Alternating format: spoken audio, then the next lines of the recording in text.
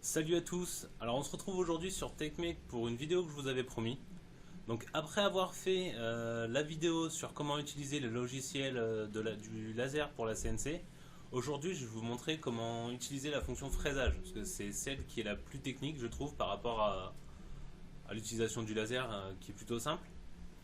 Donc moi je vais vous montrer vraiment la manière la plus simple, la plus abordable pour n'importe qui. Les puristes, eux, préféreront sûrement ce type de logiciel, donc ici c'est Kanban, donc ils sont vraiment des logiciels type industriel qui vont vous permettre de dessiner vraiment tout ce que vous allez vouloir. Par exemple, là, je vais juste vous montrer un exemple de toutes les possibilités de ce genre de logiciel.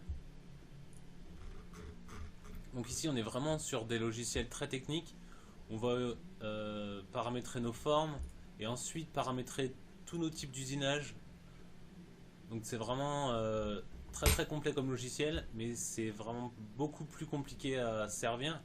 Parce qu'il faut savoir si on veut faire des types contours, des poches, des gravures, du profilage, etc. Donc il faut vraiment déjà avoir un bon niveau en fraisage, je pense.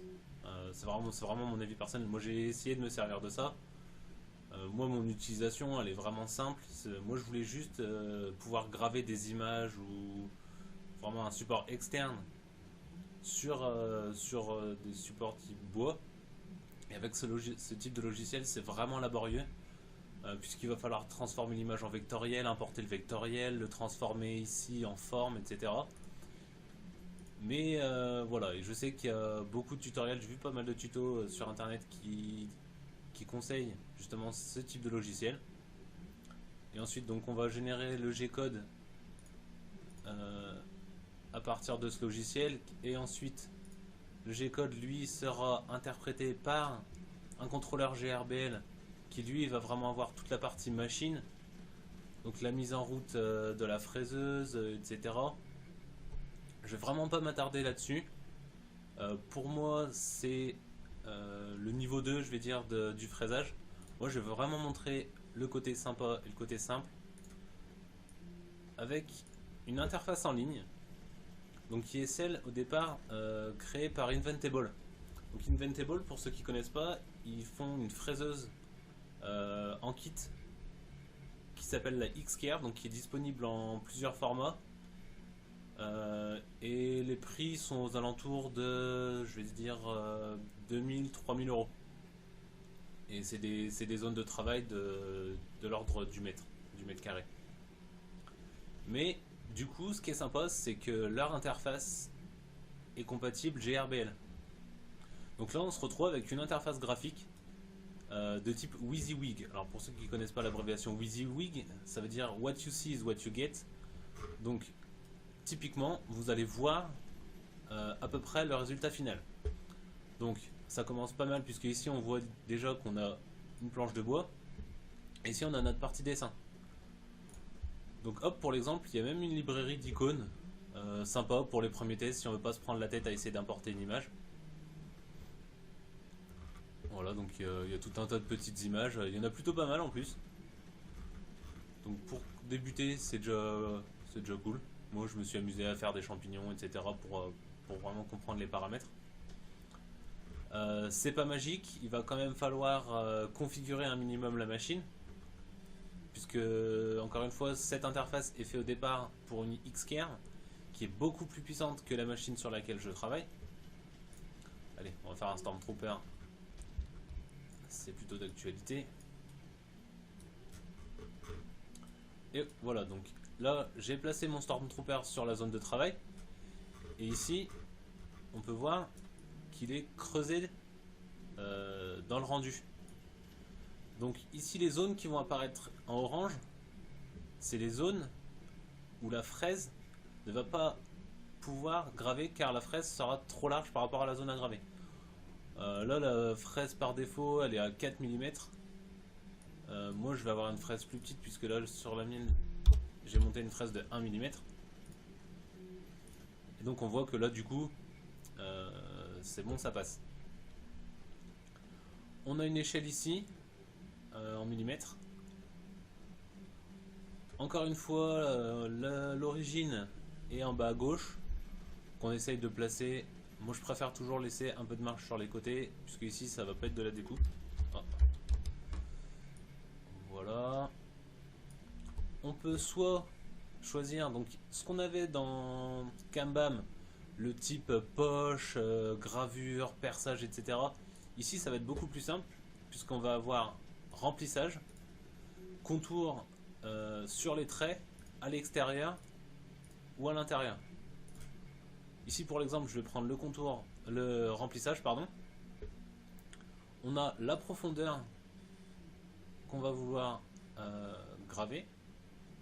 Ici je vais rester sur 1 mm. En sachant que du coup comme c'est une interface en ligne, il faut se connecter à un compte Inventable.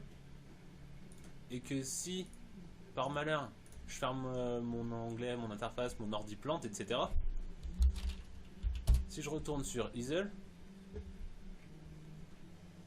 je vais pouvoir récupérer mon projet. Et là voilà, on en était là. On retrouve nos 1 mm de profondeur, notre dessin en remplissage, etc. Et ça c'est plutôt cool parce qu'on n'a rien du tout de stocké. Si je veux le faire depuis un autre PC, c'est complètement possible. Donc je peux imaginer avoir un PC, un bureau, tranquillement à préparer, etc. Mon image. Avoir un PC portable, une tablette branchée sur la CNC ou pourquoi pas un Raspberry Pi. Je vais me pencher là-dessus, mais apparemment c'est possible puisque c'est une interface web de piloter depuis un Raspberry Pi qui lui aura un interfaceur G-code. Parce qu'en fait, ce que va faire cette interface web, c'est qu'elle va générer du G-code et qu'elle va l'envoyer à la machine. Mais on pourra également imaginer exporter ce G-code et le remettre par exemple dans le logiciel qu'on a vu tout à l'heure. Mais moi là, pour l'instant, je vais utiliser vraiment la manière basique d'utiliser ça. Donc voilà, notre Stormtrooper, il est posé sur notre planche. On peut changer, hop, je vais juste déplacer ça. Bien penser à régler, puisque comme on a une machine moins puissante, forcément on va aller moins vite, on va faire des passes moins profondes.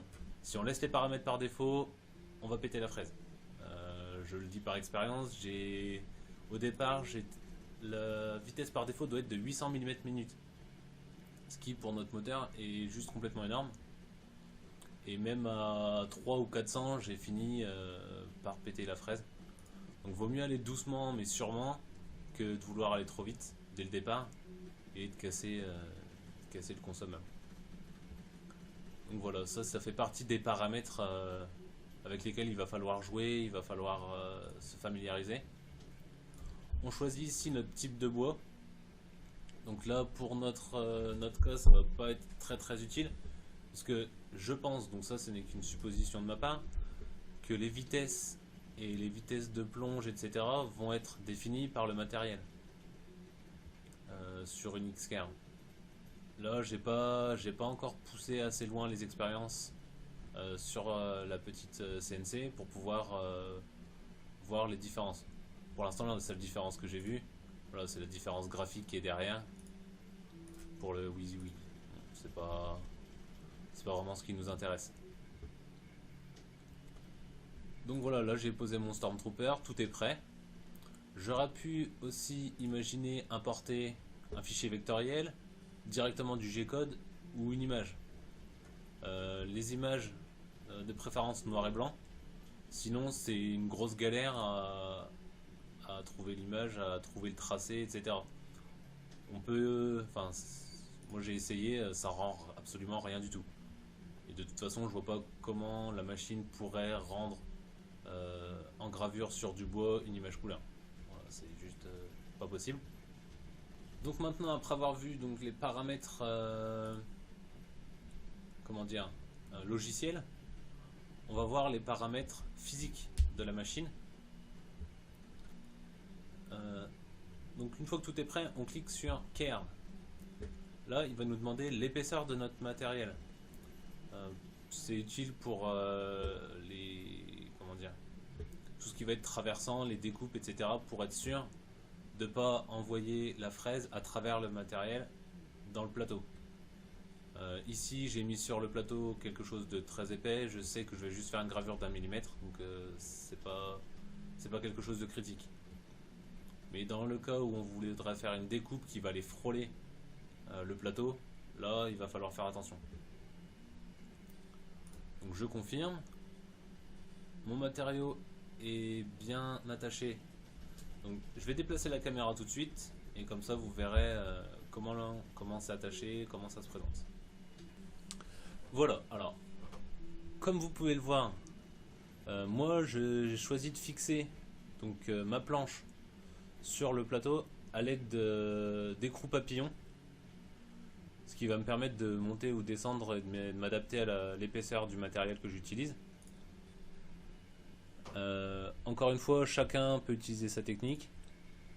Moi c'est ce que j'ai trouvé de plus pratique. Voilà pour l'instant. N'hésitez pas si vous avez des idées à me soumettre, parce que franchement c'est un peu une galère des fois pour certaines pièces, certains matériaux. Pour tout ce qui est de petite taille surtout, on a vite fait d'aller taper dans les vis qui dépassent. Donc voilà, j'ai pas encore de système comme il montre ici.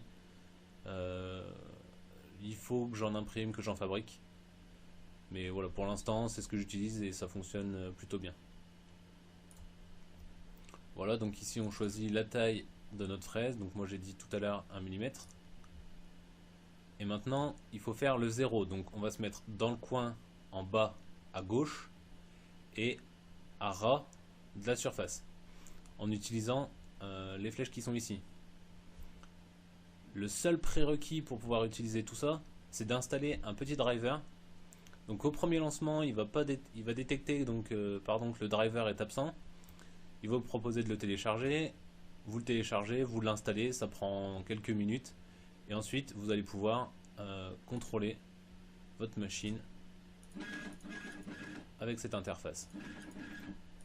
Voilà, c'est pas plus compliqué que ça. Donc pour l'exemple, je vais pas m'aventurer à faire ça trop près du bord. Quand même prévoir qu'il y a suffisamment de place pour faire le dessin en entier. Voilà. En Z, on descend prudemment, histoire de ne pas taper la fraise contre la surface. Alors, je vais me rapprocher et je vais régler ça. Voilà, donc je pense que c'est beaucoup mieux comme ça. Donc là, je suis à 0. Donc j'ai décidé que mon coin serait ici, ma fraise touche la surface, je confirme. Donc pour démarrer, forcément il ne va pas démarrer contre la surface, donc il va remonter, démarrer le moteur. On lui dit c'est bon, c'est démarré, parce que pour certaines CNC en fait, le démarrage du moteur va se faire manuellement. Donc il y aura juste un bouton sur la fraiseuse, ce sera pas possible de le démarrer de manière logicielle. Donc on lui dit c'est bon. Et là, c'est parti.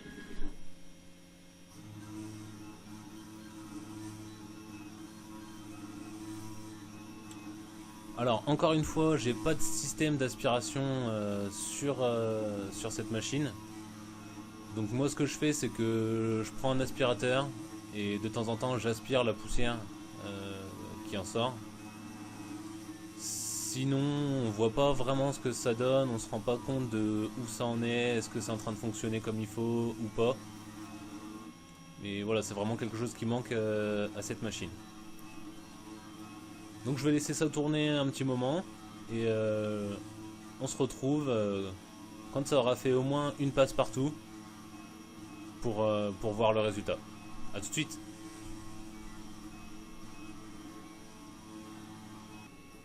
Alors, on se retrouve après, je veux dire, ça doit faire 40-45 minutes que ça tourne. Comme on le voit là, on est à 52%. Je l'ai pas dit avant, mais ça estime le temps que ça va mettre. Donc là, il avait estimé à 1h30.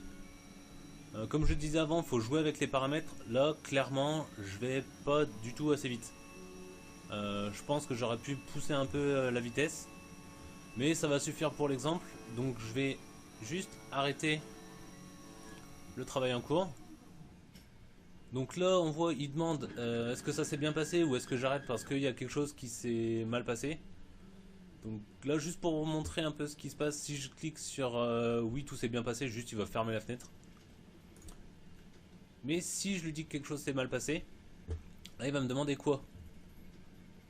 Donc est-ce que c'est un problème de taille, de connexion, de paramètres qui étaient pas bons, quelque chose qui s'est cassé, qu'il y a du bruit, etc. Donc moi les problèmes que j'ai déjà eu par exemple c'est celui-ci. J'ai cassé la fraise. Et donc là ça va nous donner des causes potentielles, ce qui est plutôt pas mal. Ça va nous éviter d'avoir à chercher sur internet qu'est-ce que j'ai mal fait, où j'ai raté. Et donc là voilà ça nous explique. Bon par contre tout est en anglais. C'est plutôt compréhensible. On peut copier-coller dans un traducteur. Et on peut explorer un peu comme ça les différentes causes de notre problème. Voilà. Donc pour l'exemple, en fait là ici quand il n'y a pas le tracé bleu, il y a un bouton ici qui calcule le tracé et qui nous affiche le temps. Je ne l'ai pas montré tout à l'heure. Mais voilà. Alors je vais aller chercher le résultat. Voilà, alors j'ai été chercher la planche. Je vais la mettre juste là. Une chose dont j'ai pas parlé et que je me suis rendu compte là durant la gravure, c'est le niveau du plateau en fait. Donc là on voit que mon plateau n'était pas de niveau. Et donc ici c'est beaucoup plus profond qu'ici où il y a même carrément une zone qui n'a pas été gravée. Donc encore une fois, pour moi la meilleure façon de faire ça plutôt que de prendre des outils de mesure etc, c'est de prendre quelque chose dont on ne tient pas, un morceau de bois qui traîne, et de faire des essais. Voilà, ça va nous permettre d'éviter ce genre de surprise. De l'autre côté, j'ai un exemple de design aussi, enfin d'image que j'avais fait, donc ici, hop, le champignon. Voilà, donc des petites profondeurs. Je trouve que ça donne un rendu plutôt sympa sur ce genre de. Voilà, c'est juste une planche à découper sur laquelle je fais des essais. Donc je veux dire qu'on aurait pu le faire en 1 heure. Le tracé, voilà, de profondeur 1 mm. Ça donne ce résultat, c'est vraiment tout simple. Là, comme vous avez pu le voir, pardon, j'ai pas eu à régler grand chose. Et je me retrouve avec un résultat plutôt sympa. Si j'avais voulu faire ça avec le procédé normal, d'aller chercher l'image, de la transformer, de la passer à travers les logiciels, j'aurais passé beaucoup plus de temps. Et ça aurait demandé beaucoup plus de compétences techniques.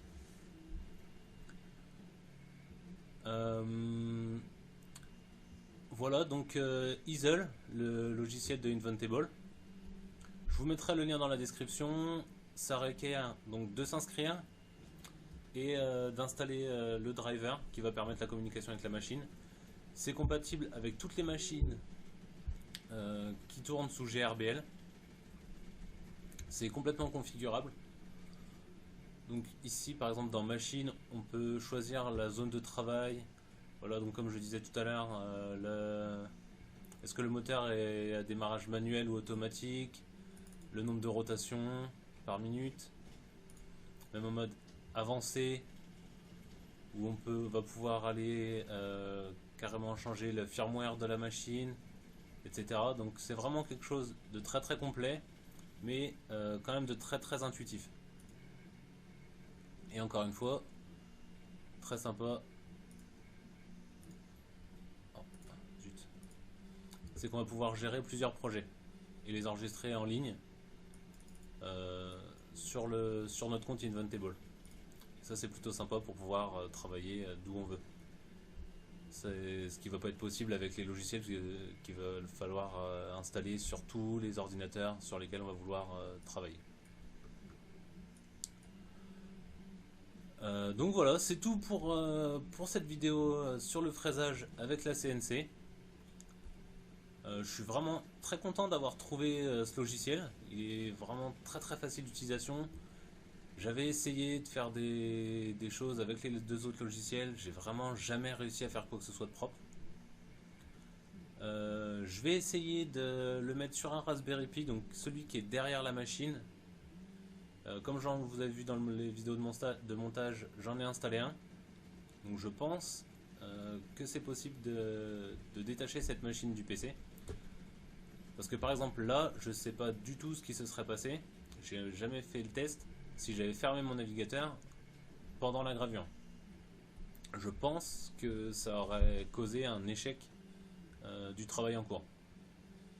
À tester. Encore une fois, ça m'est pas arrivé, j'ai pas vu l'intérêt de tester ce genre de choses. Mais voilà, c'est toujours mieux de pouvoir se détacher de ce genre de problème potentiel. Donc n'hésitez pas à me laisser vos commentaires si vous avez des questions sur cette interface, des points que j'aurais pas couverts, des choses que j'aurais oubliées. N'hésitez pas aussi à me laisser vos idées sur des projets que vous souhaiteriez que je réalise. Vous pouvez me suivre donc sur YouTube, vous pouvez vous abonner, mais également aussi donc sur Instagram, sur Facebook. J'ai une page Facebook que j'alimente avec tous les projets que j'ai en cours, parce que là donc je fais des vidéos régulièrement sur les projets qui sont aboutis, comme là donc je pense que moi j'ai fait le tour de l'utilisation de ce logiciel, mais j'ai toujours donc d'autres projets en cours que je ne poste pas forcément sur YouTube, comme par exemple en ce moment je suis en train de travailler sur ce petit robot donc qui s'appelle Otto, vous le verrez prochainement dans une vidéo. J'ai également un autre robot qui va aussi faire partie d'une vidéo donc de présentation et de montage. Celui-ci c'est Birobot, donc c'est le robot gyrostabilisé. Donc voilà, c'est le genre de projet que vous pouvez découvrir au fur et à mesure que je les teste ou que je les découvre sur les réseaux sociaux, et que vous retrouverez plus tard sur cette chaîne YouTube. Donc voilà, c'est tout pour cette vidéo. On se retrouve bientôt pour une nouvelle vidéo. Peut-être un tech, peut-être un mec. On verra.